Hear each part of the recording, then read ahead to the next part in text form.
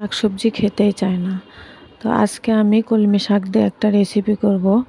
এইভাবে রান্না করলে বাচ্চারা খাবে না মানে খেতেই হবে। তো চলুন দেখা যাক।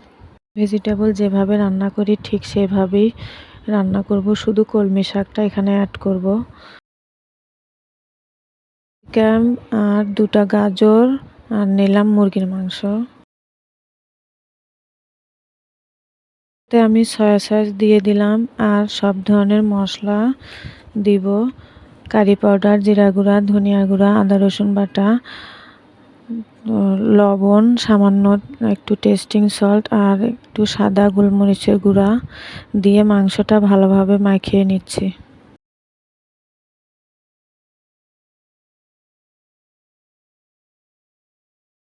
শাকটা ভালোভাবে ধুয়ে আমি এভাবে কেটে নিচ্ছি। গাজর আর ক্যাপসিকামটাও কেটে নিলাম। একটা প্যান বসিয়ে দিয়েছি, দিয়ে দিলাম তেল আর পেঁয়াজ। এভাবে একটু নেড়ে চেড়ে মাংসটা ঢেলে দিব। ভাজা ভাজা হয়ে গেলে ক্যাপসিকাম আর গাজরটা দিয়ে দিলাম।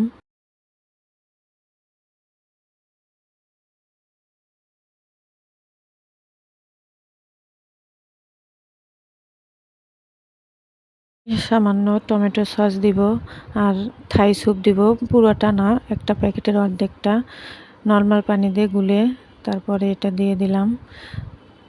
আর স্বাদে মশলা একটা প্যাকেট দিয়ে দিব।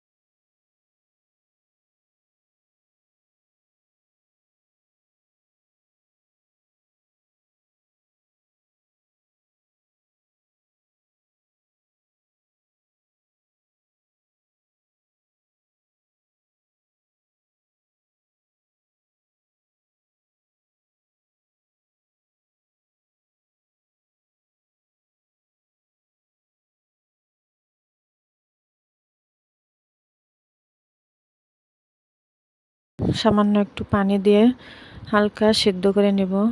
তারপরে শাক দিয়ে একটা ঢাকনা দিয়ে ঢেকে দিলাম।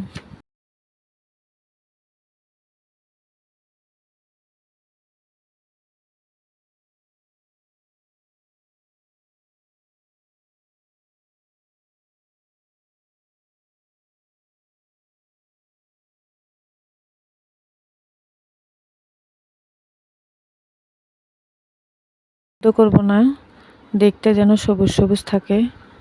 তো এই তো হয়ে গেছে।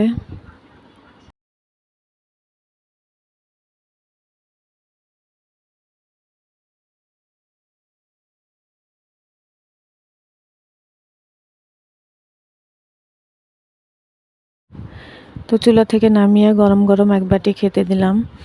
তো খেয়ে বলল খুবই মজা হয়েছে। আপনারাও এভাবে বাচ্চাদেরকে রান্না করে খাওয়াই দিবেন। খুবই মজার একটা সবজি।